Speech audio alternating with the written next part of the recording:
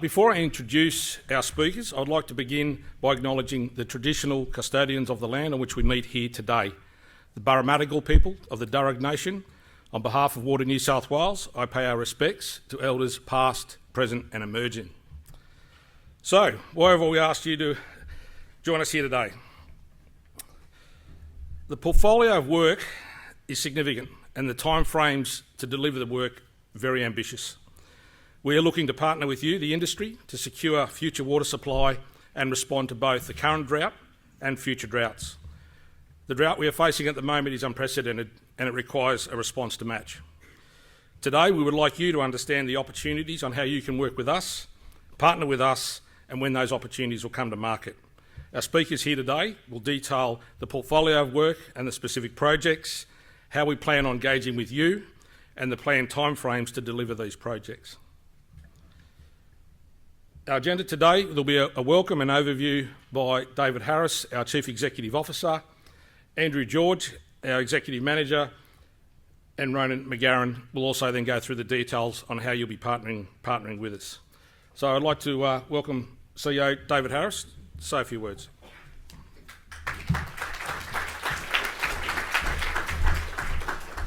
Thanks very much, David, and could I also add my thanks to you all for attending here today. We've been really highly encouraged by the 850 registrations and 720 people are here in the room today, which is great. We're also delighted at Water New South Wales that we've been able to complete the work that's necessary to have a meaningful briefing with you, the industry, here today. Just as I stand here looking around, I will refrain from any discussion on gender diversity in the water industry. We've got enough challenges, as you'll see on the next couple of slides. Just briefly who we are, for those of you who may not be familiar with Water New South Wales, we're a state-owned corporation. We're established under the Water New South Wales Act that passed Parliament in 2014. Essentially, we're responsible for supplying the state's bulk water needs. We supply 2/3 of the water used in New South Wales through our 42 dams, through rivers, pipelines, to regional towns, irrigators, to Sydney Water Corporation and to local water utilities.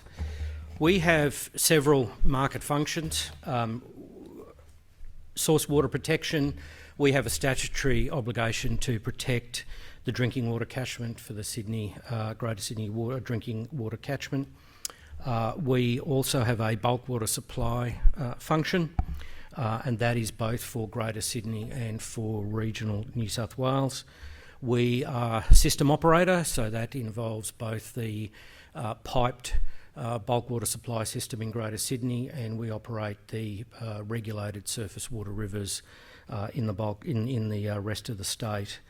We look after customer transactions, so customer licensing, customer trading, the commercial transactions that our customers engage in the water market. But probably most relevantly today, we're the legislated bulk water supply infrastructure planner, deliverer and owner. So we have the statutory function within New South Wales in relation to bulk water infrastructure, to plan that infrastructure, to develop that infrastructure and to own and operate that infrastructure. Our area of operations is basically the whole of the state with the exception of the Hunter Water Corporation area of operations. And just to give you an idea of where we fit into the water market, so on the left-hand side of the slide is the government, the Department of Planning and Industry Water, which is the policy-making arm of the government in respect of water. And the department articulates the government's policy outcomes, and in particular with respect to government-funded infrastructure. We're then an independent state-owned corporation, and as I said, the government's bulk water infrastructure authority. Our customers, starting at the top, Sydney Water is one of our largest customers, so we supply bulk water to Sydney Water and 9 local councils within the Greater Sydney drinking water catchment. We also supply water to in excess of 90 local water utilities across the state. to local government, and of course to agricultural users and environmental water holders, or extractive and environmental users along the state's rivers. This slide is headed "What has changed," but really why are we coming to you today is really what this is all about. We've demonstrated already as an organisation that we're capable of delivering large, complex water infrastructure projects. However, today we face a number of challenges due to the scale and the timing of the portfolio of projects that Andrew and Ronan are going to step you through. We have to deliver on behalf of the government a very ambitious portfolio of infrastructure works and with ambitious timeframes. By the way, an important element of that is we have to deliver some projects for drought, we have to deliver some projects for long-term water security. And the portfolio that the guys are going to take you through today covers projects across both of those two domains. The total value of the capital works in planning and delivery at New South Wales is currently in the order of $10 billion over a 5+ year timeframe. Our projects are geographically dispersed, they're of diverse types, character and scale, and all are at different stages of development. To assist townships and our customers experiencing severe drought conditions at the moment, a number of those projects have to be tracked and delivered within a very short, critical time frame. So in short, to deliver all of those projects in the accelerated timeframes that are expected of us by our shareholder government, we need your support to deliver. I just want to quickly touch on our strategic goals, and I do so because they influence what we're looking for in our private sector partners. So it is important that you understand what our strategic goals are, and on the next slide I'll articulate what that means for you as our potential private sector partners. As David Hogan has already mentioned, our first priority is the safety of our people, our contractors and our visitors. You could say we're obsessive about that. We absolutely live a commitment to zero harm within Water New South Wales, and we absolutely expect that from our delivery partners. Our performance, we are aiming to deliver consistent performance despite whatever the external environment might throw at us. So one of our strategic focuses is strengthening our core performance through good times and bad, so that we are performing consistently over time. Allied to that, and most of you will have this as your strategic goals, is to evolve our business into a better business. So those two goals go together: strengthening our performance and then developing a better, responsive, more customer-focused business. Very important to us are our stakeholder relationships. We value these enormously. We spend a lot of time, resources and effort in connecting and collaborating with our customers, with our communities and with our stakeholders. And finally, what we call our water solutions. In everything we do, we are trying to demonstrate to our business stakeholders, we're trying to demonstrate leadership in providing holistic solutions to the state's water supply and water market challenges. It is the one thing of all of those five that all of our stakeholders ask of our business, and we again put a lot of focus on that, and it is what all of our stakeholders look for us to do. To make that relevant to you, I'll just spell out then from our strategic goals what will influence our selection of industry partners.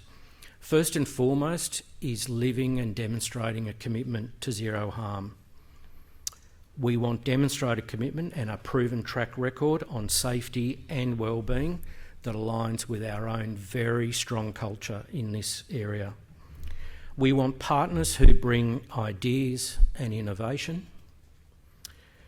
We want partners who understand and work with us to deliver on our broader commitment to communities and our customers. As I mentioned, we want to strengthen our performance, so we need experienced and trusted industry partners to help us do that. And in return for those things, we'll be pragmatic and we'll make timely decisions, ensuring critical issues critical to our partners are dealt with expeditiously. So all this comes together as we want genuine partnerships that are essential for the delivery of this portfolio.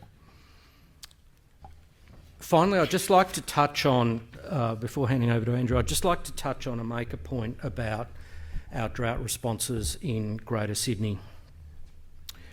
In extreme drought, the only practical responses are measures that either reduce demand or bring online climate-independent sources of supply. And the New South Wales Government is doing both of those things. The New South Wales Government is responding through demand-side measures, including, as you're no doubt all aware, water restrictions, and also supply-side measures. For example, they've announced the expansion of the Kurnell desalination plant. In deep drought, though, those things may not be enough. So we at Water New South Wales have commenced early investigations into augmenting Greater Sydney and Illawarra bulk supply networks, potentially resulting in the construction of 2 additional desalination plants. That was announced, that concept was announced by the department on behalf of the government on 25 September, and we will provide some more detail around that already announced position. Both Andrew and Ronan will do that. I want to highlight that at this stage the New South Wales Government has not finalised the investment decision to proceed with these 2 desalination options that we call contingent supply options. If the drought breaks in the short term, the need for those desalination projects will be re-evaluated. If, however, the drought continues beyond the short term, it is hopefully obviously to you, it is important that we at Water New South Wales have completed all necessary planning work to be able to deliver those infrastructure options in time. This is the only responsible and prudent approach for my organisation to take. Having made those general introductory comments, I'd now like to ask Andrew George, our Executive Officer, Market Strategy and Major Projects, to talk about our infrastructure pipeline and opportunities.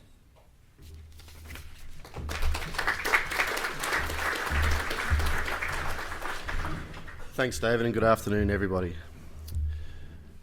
So just to kick off this section, which I'll go into a bit of detail, what those opportunities are. Obviously, Water New South Wales has only been around 5 years, but in that time, we've already achieved quite a lot. We have quite a number of large, complex infrastructure projects that are in planning already, some of which we've already delivered with some of our partners in the room here today.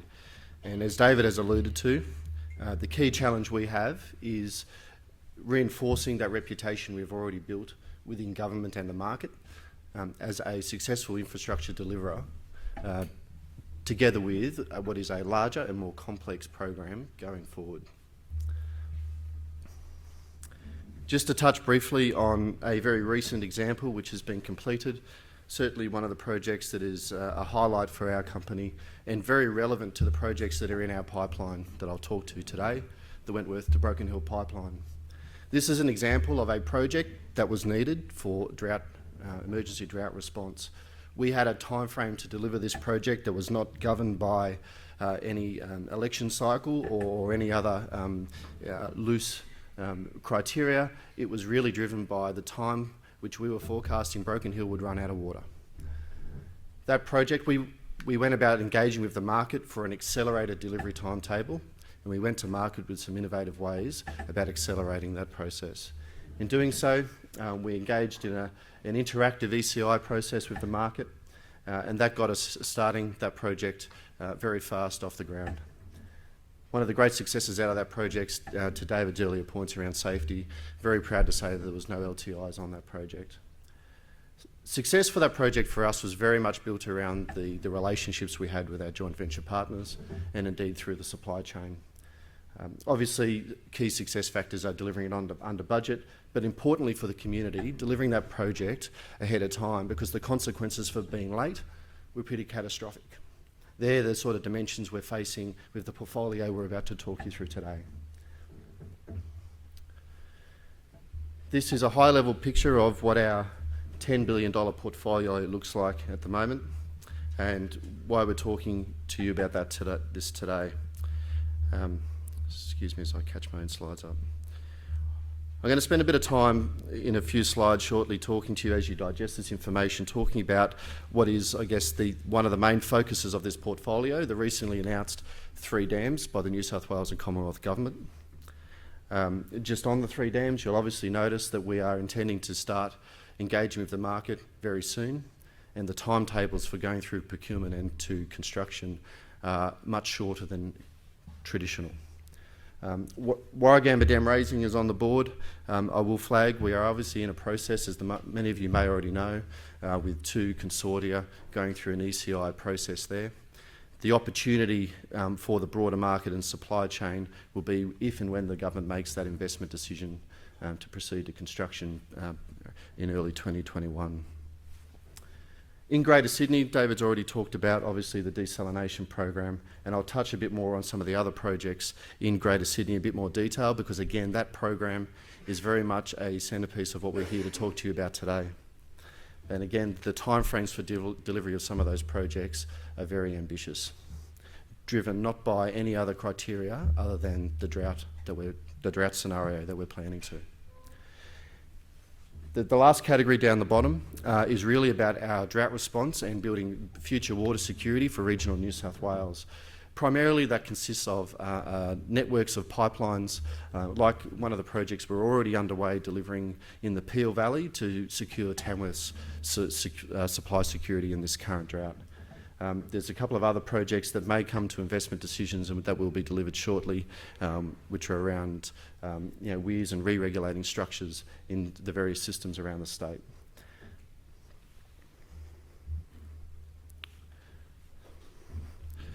What does that look like in terms of time and scale?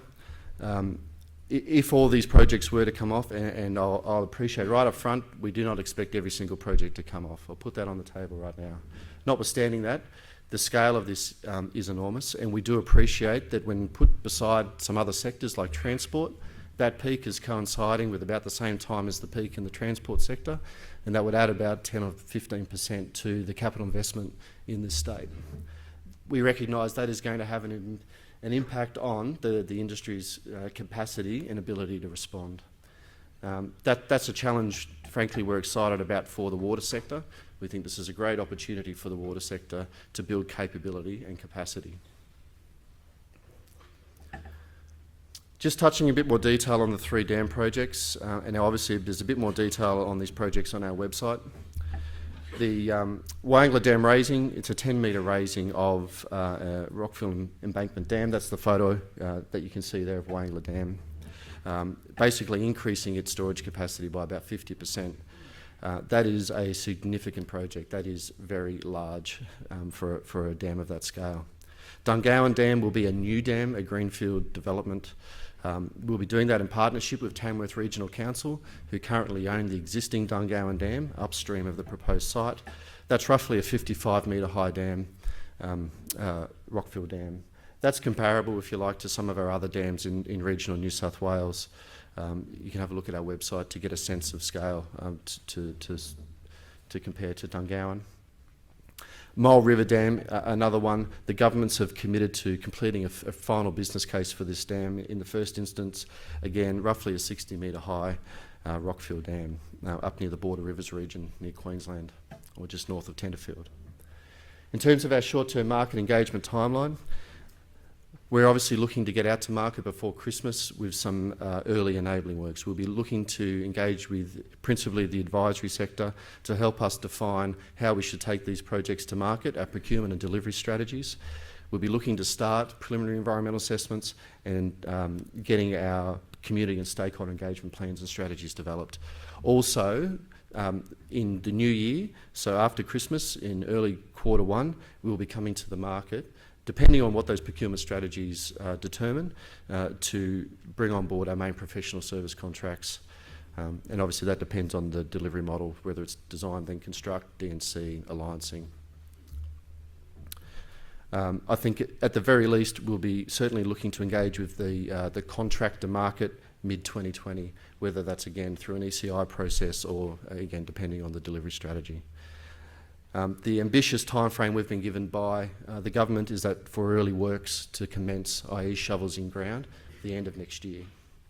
We're under no illusion, having been in this water sector for a while, that that's an extremely ambitious timeframe, and we're looking to the industry to work with us, bring some innovation to the table to determine how we can achieve that commitment. Stepping now into our Greater Sydney drought response, and as David alluded to, this is very much all about prudent planning and being plan ready. The drought context we're planning to is unprecedented, and we're planning to a number of scenarios. We've generally categorised our projects into two frames here.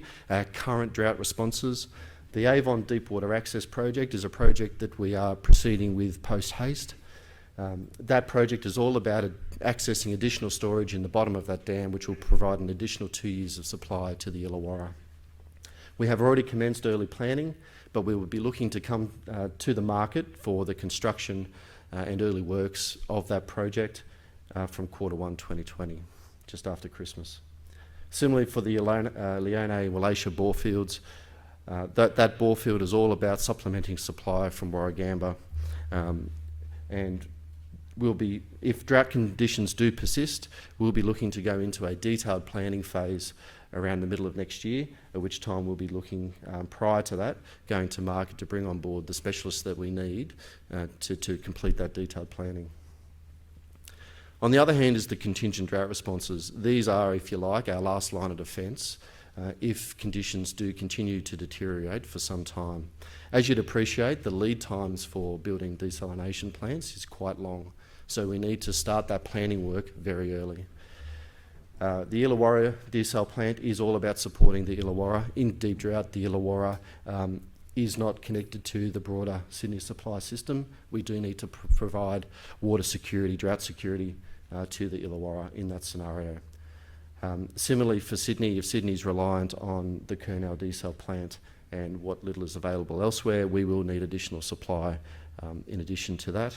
And again, for both of those projects, we have commenced early planning with some of our partners in the room here. But the key message for you here is that if these drought conditions do persist, and again, noting the long lead time, we are likely to go to detailed planning phase from middle of next year.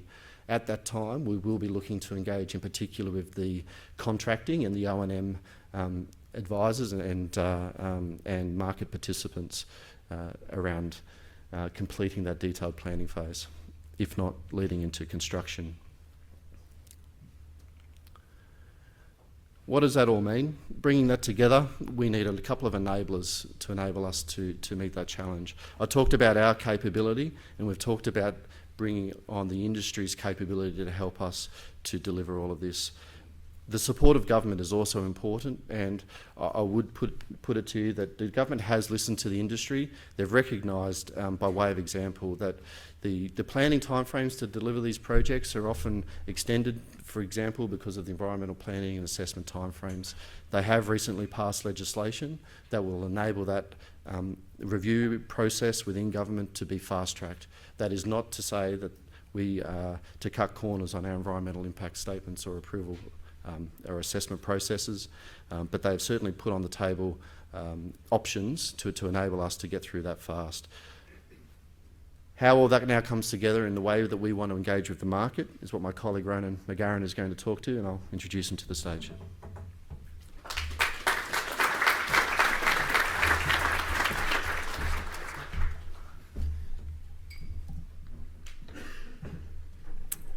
All right, thank you, Andrew, and again, thank you everyone for coming here today.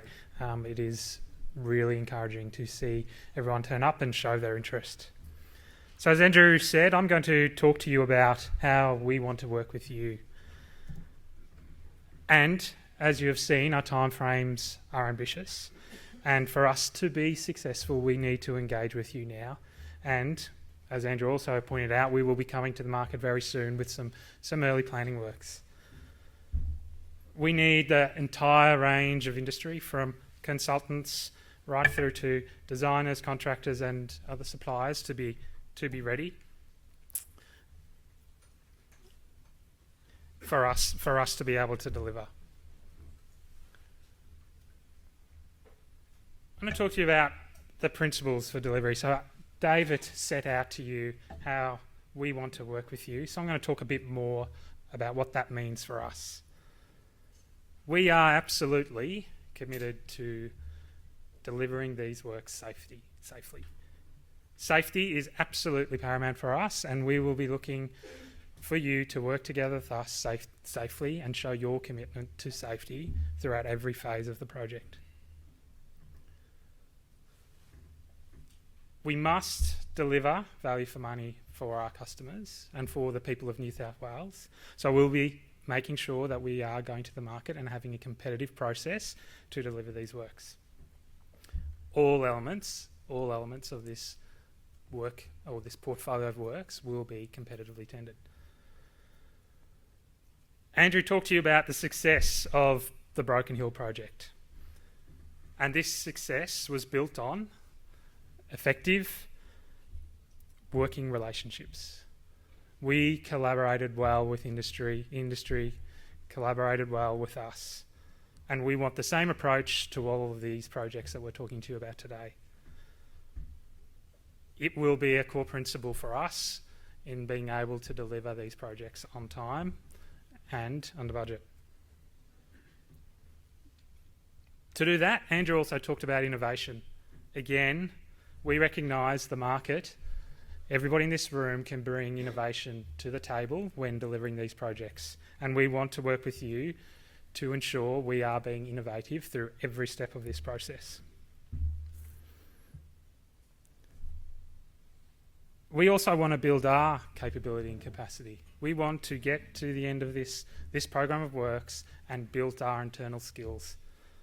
It's really important that we continue to strengthen our core capability. If you go back to David's slide on our strategic priorities, we need to build this business, and we expect that through this process we will learn a lot from industry. Finally, and probably one of the most important ones right behind safety, is this needs to be a partnership. We are keen to build partnerships. For us to be successful, we see that as key. Genuine partnerships with industry in order to deliver.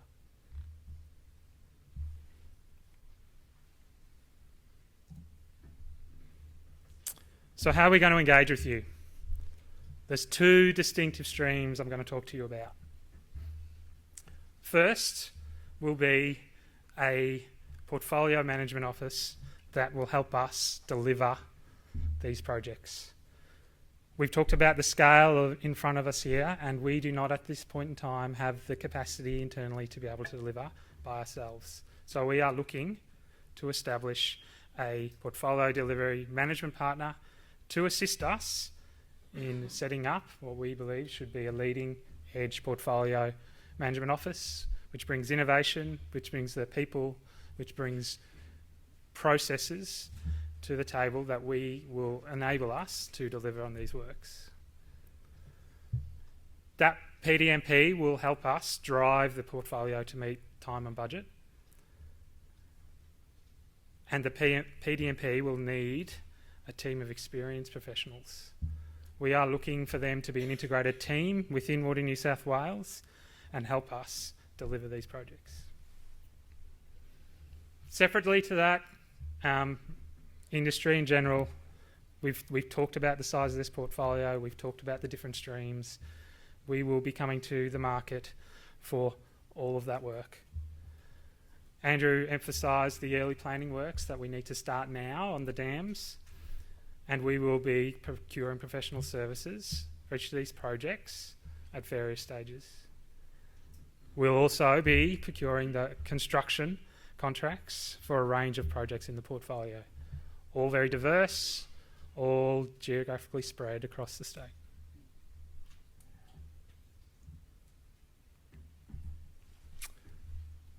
So I'll talk to you a bit more about what we see we need from a portfolio delivery management partner.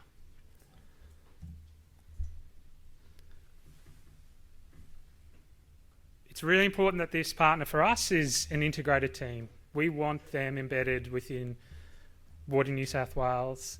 We will bring our current capability to the table. We want to have Water New South Wales people working side by side with our industry partner. We really need it there to boost Water New South Wales capability and capacity, help us manage the delivery of the portfolio all the way through, and also be capable to ramp up and ramp down. As Andrew showed, this portfolio is quite peaky. Not all of this work may come off, so we need that capability. We also recognise private industry can bring to us new practices, new processes, which help us drive our culture of performance, a culture of high performance. And finally, key point at the end there is this partner will not self-perform. So they are there to help us manage the projects and deliver the projects through the life cycle. So all those together we think are what are needed for us to be successful in delivering this portfolio within the timeframes, those ambitious timeframes, and within budget.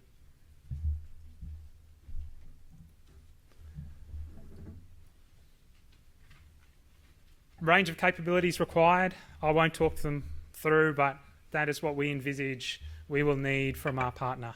They are the kind of skills that we need from our partner in helping us deliver and making this a successful partnership.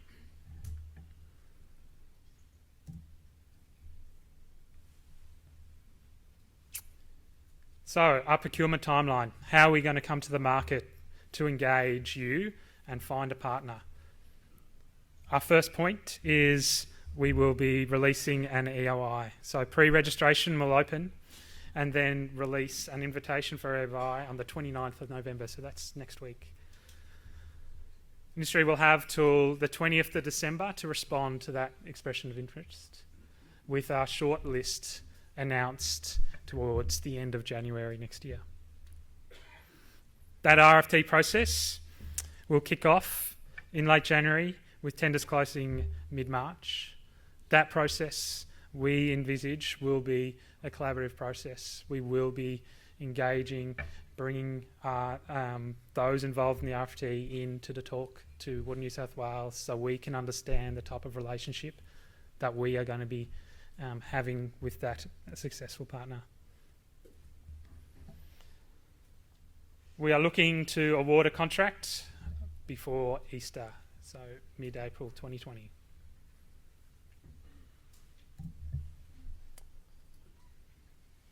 I've talked about the timing around the EOI and the next steps. To add to that, there will be some mandatory criteria to receive an invitation for the EOI.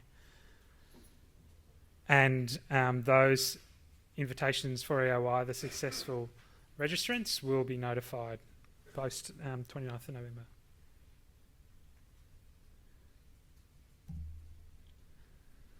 So that's a bit about our delivery partner. In terms of broader industry,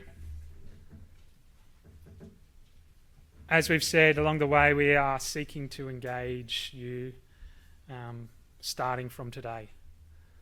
Those timelines mean we must engage with you today, and we encourage you to participate at all stages of the project lifecycle.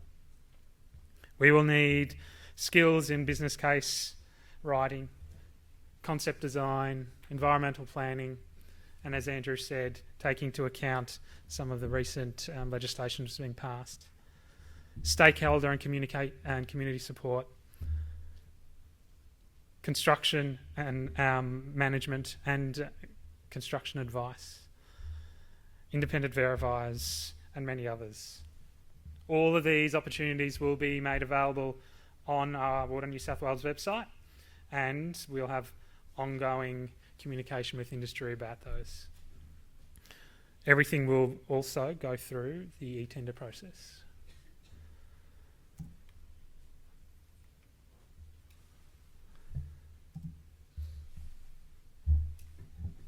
So we will continue to procure many of the professional services required to establish projects in the portfolio.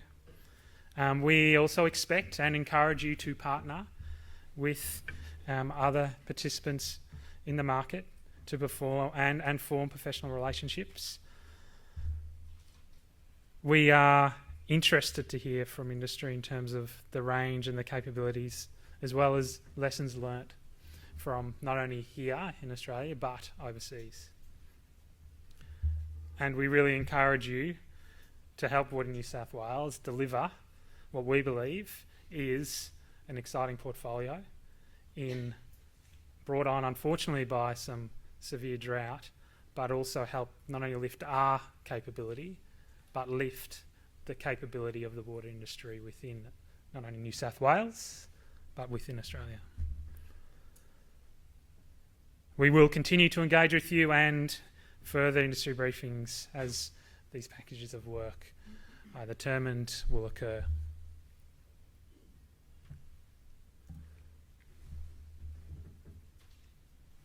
So hand back to David to go through the next steps.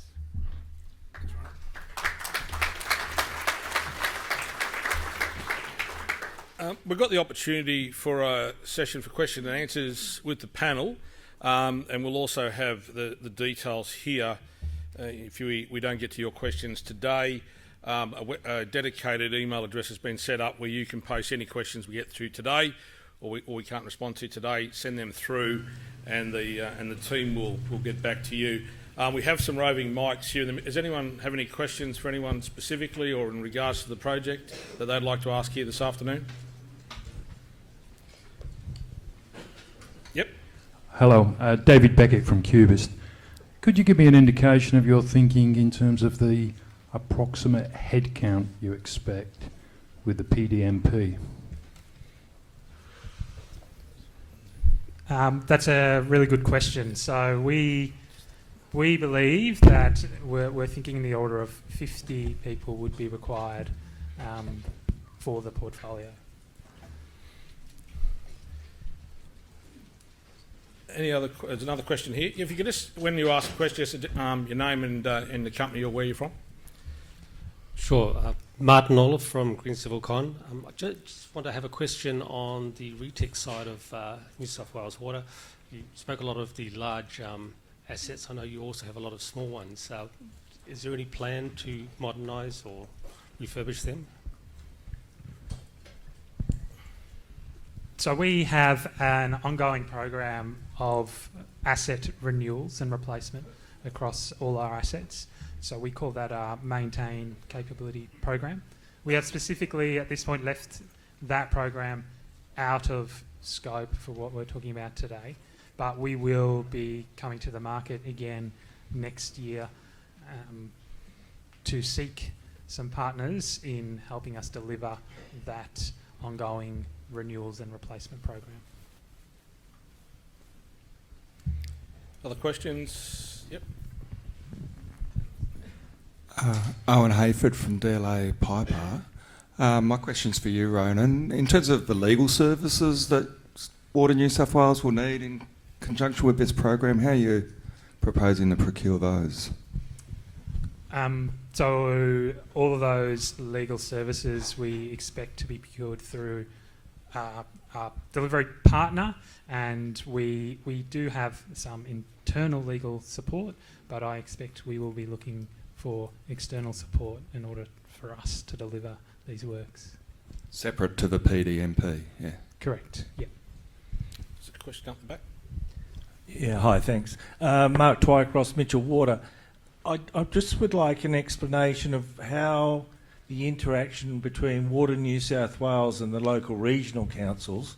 I mean, if you track what Dubbo's talking about, they welcomed the critical water bill on Friday, but the Mayor talked about more long-term investment in infrastructure. So really, simply my question is, there's Water New South Wales and then there's all the stakeholders that look after their people in their regions. Who decides what for those regions? Does that really come back to Water New South Wales, or how much noise Dubbo or somebody makes. Sorry, can you just put your hand up? I can't see where you were. Oh, hi, how are you? Look, in that space, particularly in regional New South Wales, we do work in a bit of a supply chain, so we are often the bulk water supplier to those local councils, noting also they have their own remit to get some of their own supplies, particularly from groundwater. So in this drought, there is quite an integrated collaboration model set up between not only the government as the policy and rule maker, but also ourselves and local government, coordinating ourselves across that front. So absolutely, local government, Dubbo's a really good example where to the extent within their remit, they will be looking at opportunities for extending supplies. They'll be looking at things like water restrictions. They're even looking at water recycling, for example. We are taking that on board and looking at what those timeframes look like for Dubbo. When do we need to be able to give them additional water on top of that? So that might be getting deep access in some of our dams, piping it to council to prolong supplies, or creating water grids and connecting some of our supplies in other regions back into Dubbo.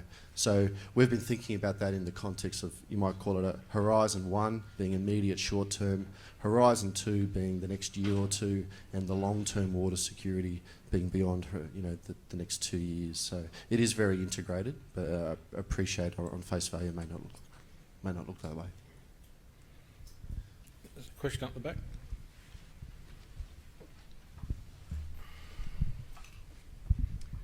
Charles Russell, Pipeline and Coating.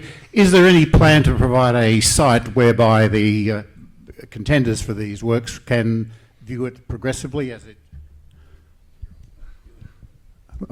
Okay, sorry. Yes, where you can keep track of the state of the projects and come in when you're interested in that end of the market? The communication or getting awareness of these various stages for the suppliers is always a difficult thing to track. Yeah, I'm certain that we will be putting together a portal once the processes have gone through next year, and we've shortlisted that down, that there'll be essentially a login where you'll be able to go in and be able to follow progress in terms of applications, tenders, and in the project. So yeah, there'll be a facility set up to deal with that. Other questions? Yep, down the front. Thank you. Sarah Jane Dunford from Riskology. Are you looking at hiring the majority of contractors as principal contractors and then they'll then run the projects themselves, or direct hire? I think for the majority of these projects, they will be the principal, given the nature of the work. Yep. Okay, other questions? Any more? Yep, is there one? Yep. Hi, Ben Trapman, Spinifex Recruiting. I'm just curious, at what point do the desalination plants not become a contingency but a real option? At what point do we look at the drought and think we're going to put something serious in place? Thanks, great question. So we're planning on a number of scenarios. Some of those scenarios are based on, we don't have a crystal ball, and as you know, the bomb only looks 4 months out. So we've adopted a concept of last responsible moment and working back from that. So that time frame for us moving into the next phase of planning, being detailed planning, as I've alluded to earlier, is middle of next year. And it's really a case of being adaptive and watching the climate and the environment to determining when you might take that next step into actually starting construction. So it's not appropriate to anticipate when that time may be, because there's just too many variables at play at this point. Further questions? Anybody who's got... Yep, through here. Renshaw from Central Western New South Wales and with the Tulla Group. Coonabarabran was up there recently. They've sunk 6 bores. They wanted to raise the Timor Dam. They're getting no hearing from anyone.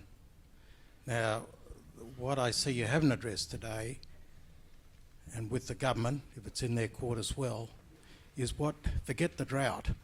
I've been through 5 of them, but our mass population has increased dramatically over the last 20 to 25 years, and they're projected to increase it, I'm talking about New South Wales, over the next 25 years. So I want to hear something, not necessarily today, in the future, not just overcoming this problem at the minute, but where we're going in the future of water in New South Wales. Anyone like to comment on that? Yeah, thanks for the question. Look, clearly we're trying to solve the problems that we have in front of us right here today. That's our remit.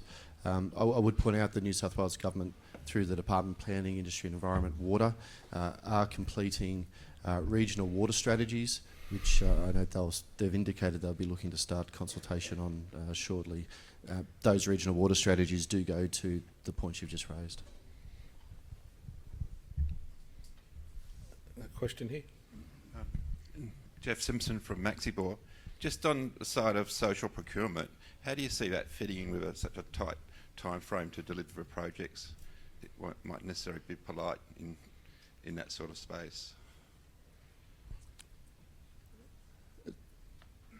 So I think we indicated on our slides that we would be expecting our partners to work with us in our broader community obligations, and that's where those fit. Obviously, for a number of these projects, timing is absolutely critical and is our number one driver, but within that we will fit in as much broader community involvement and improvement activity as we can.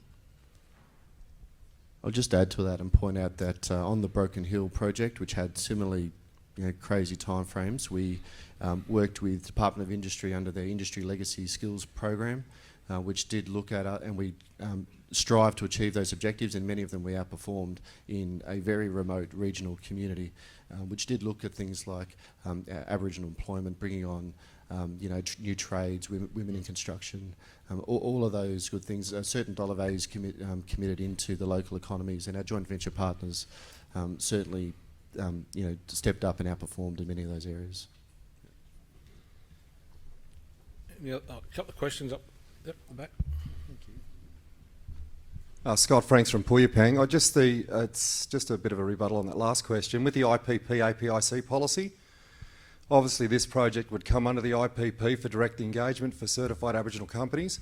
So if there's an Aboriginal company that's in the D&C space, clearly is capable of being a partner with Sydney Water to develop this, but also design, how does that inroad happen? And under the IPP, is there a trigger prior to RFT for direct engagement? Yeah, so obviously those requirements are pretty standard in New South Wales Government procurement guidelines. They'll need to be complied with.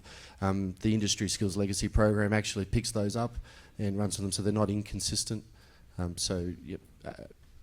Yes is the answer to your question.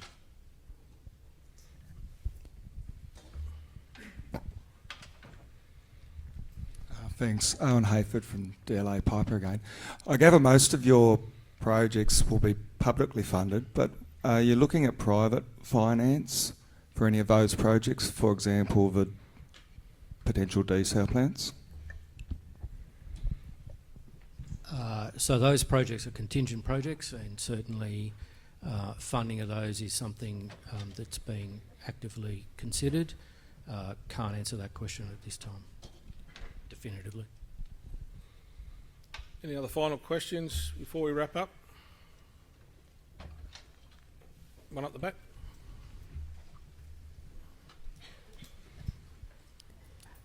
Just wondering, how long has this been on the cards and why now bring this to industry? I mean, it's not like the drought started only 6 months ago. We've been, particularly out west, for a couple of years. Absolutely, and that's why we're out on the ground already with a number of other projects that don't appear here. Rona mentioned the Chaffey to Dungowan pipeline, which we are already constructing. There's a number of other projects that we have already been out to the market with, and we're executing right now. Put pretty simply, we've been working flat out to get to the point that we've got to, where we can present to a room of 750 people meaningful information and where it is reasonably imminent that we will be approaching the market, and that's this time. We've certainly been very responsible in our planning, and we will, with the industry's support, we will be getting these projects done when we need to get them done, and that's why today is happening today. Okay. Sorry, is there one last question here? Good afternoon. It's John Flynn from Osmoflow, the company that supplied the desal plant for Broken Hill, by the way. And just wanted to ask a question. About the Belmont plant, desalination plant for Hunter Water Corporation. Is there any involvement in that project in your immediate plans? No, so look, Hunter Water are one of our fellow agencies. They are running that project. They have the capability to run that project. No, that's not in our portfolio to deliver. Oh, there's one last question up there. Thanks, gents. Andrew DeBeck from MI Engineers. You mentioned a willingness to engage with industry to facilitate innovation. Once you've selected your single industry partner, will there be other methods away from that industry partner that you'll be looking to promote innovation? What other measures will you be doing beyond that partnership to look for alternate solutions or achieving that stated objective? Yeah, look, to answer that, I'll probably use, if I can, the Broken Hill example again. So we introduced that in a number of phases throughout that project. So right up front during the RFT process, we encouraged those tendering for the project to bring innovation to the table in the interactive workshops that we had, as well as in their actual final pricing for getting the D&C contract in that case, and the O&M contract as it were. We also further encouraged innovation during the actual delivery of the project itself. So our approach is not to be overly prescriptive. We are absolutely looking for the market to bring innovation right through the supply chain, from the moment we go to market with an RFT right through to O&M after the project's delivered. Very good. All right, we might wrap it up there. I'd like to thank you for your time and attendance and participation here today. The information's here on the site. Please go to the website tomorrow. Thank you again, and please travel safely. Thank you.